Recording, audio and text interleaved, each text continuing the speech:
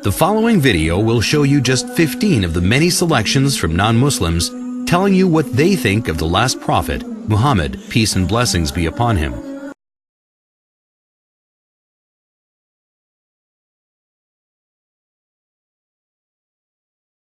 Dr. William Draper, in History of Intellectual Development of Europe, 4 years after the death of Justinian, AD 569, was born in Mecca, in Arabia, the man who, of all men, has exercised the greatest influence upon the human race, to be the religious head of many empires, to guide the daily life of 1/3 of the human race, may perhaps justify the title of a messenger of God. Philip K. Hitti, in History of the Arabs, within a brief span of mortal life, Muhammad called forth of unpromising material a nation never wielded before. In a country that was hitherto but a geographical expression, he established a religion which in vast areas suppressed Christianity and Judaism, and laid the basis of an empire that was soon to embrace within its far-flung boundaries the fairest provinces in the then civilized world. Thomas Carlyle, in Heroes and Hero Worship and the Heroic in History, the lies which well-meaning zeal has heaped round this man are disgraceful to ourselves only. A silent, great soul, one of that who cannot but be earnest. He was to kindle the world. The world's maker had ordered so. Mahatma Gandhi, statement published in Young India, 1924. I wanted to know the best of the life of one who holds today an undisputed sway over the hearts of millions of mankind. I became more than ever convinced that it was not the sword that won a place for Islam in those days in the scheme of life. It was the rigid simplicity, the utter self-effacement of the Prophet, the scrupulous regard for pledges, his intense devotion to his friends and followers, his intrepidity, his fearlessness, his absolute trust in God and in his own mission. John Paul II.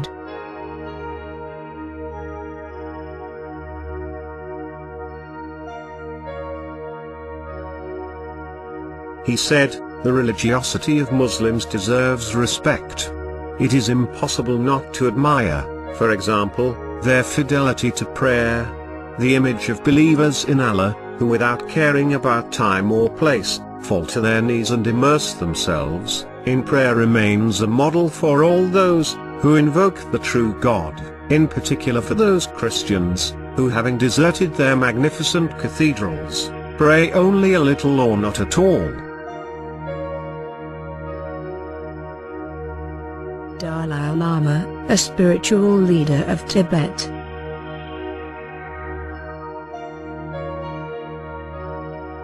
He told that, "Since September 11th event, in many occasions I always come forth with a defense of Islam.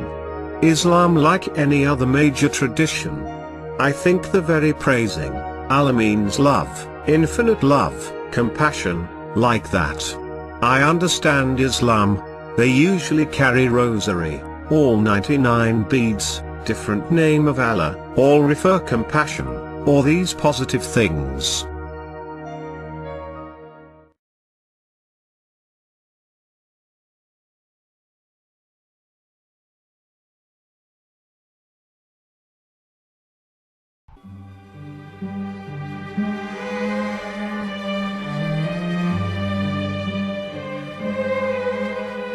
Lo, we inspire thee as we inspired Noah and the prophets after him, as we inspired Abraham and Ishmael and Isaac and Jacob and the tribes, and Jesus and Job and Jonah and Aaron and Solomon, and as we imparted unto David the Psalms.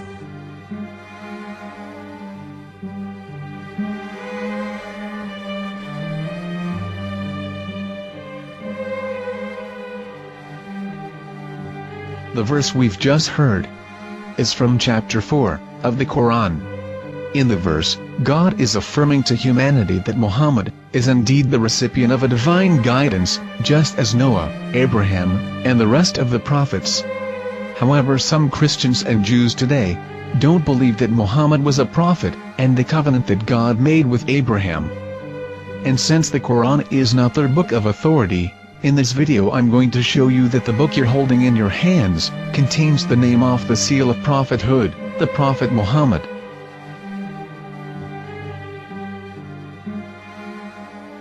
As known, the Old Testament was preserved in the Hebrew language.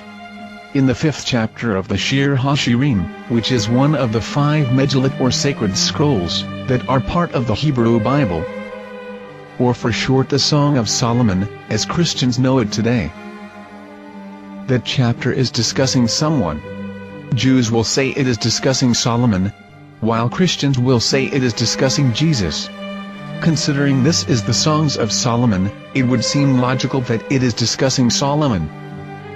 The verses, describing this mystery man, have the narrator's speech conjugated in the feminine, meaning it is a woman who is describing this man. So it is possible that it is one of Solomon's wives discussing her husband Solomon. However, Christians assert that Jesus is being discussed, and that the chapter is describing a man who was not yet alive at that point. A prophecy.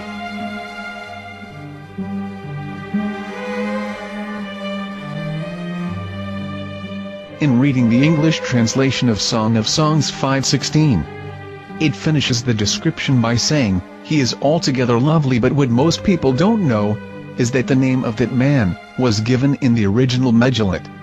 Here is verse 16, and how it is written in ancient Hebrew, before introducing the vowels, in the 8th century. From the Hebrew Bible, on scripturetext.com. Here is the word in question. This word is made of 4 letters. Mem, Het, Mem, Dalet. Now when reading the word as it is written in its original form, with no vowels, it can be read as Muhammad, which is the name of the Muslim prophet, or as Mamad with no A after the H.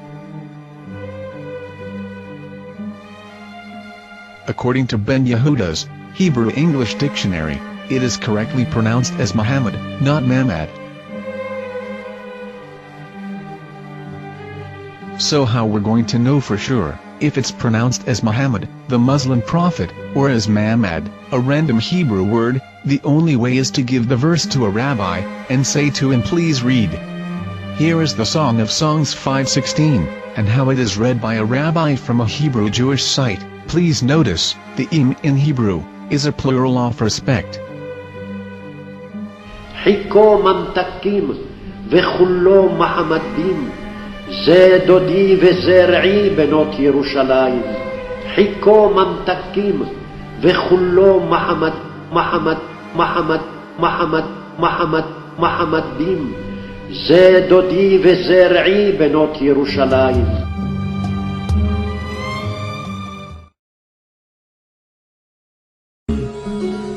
In one of the Puranas in India, Bhavishya Purana, it is also mentioned that Muhammad, the Paigambur Muhammad, will be born in the Middle East, and he would cleanse the people of corruption and bad habits there, and he will bring a new wave of devotion.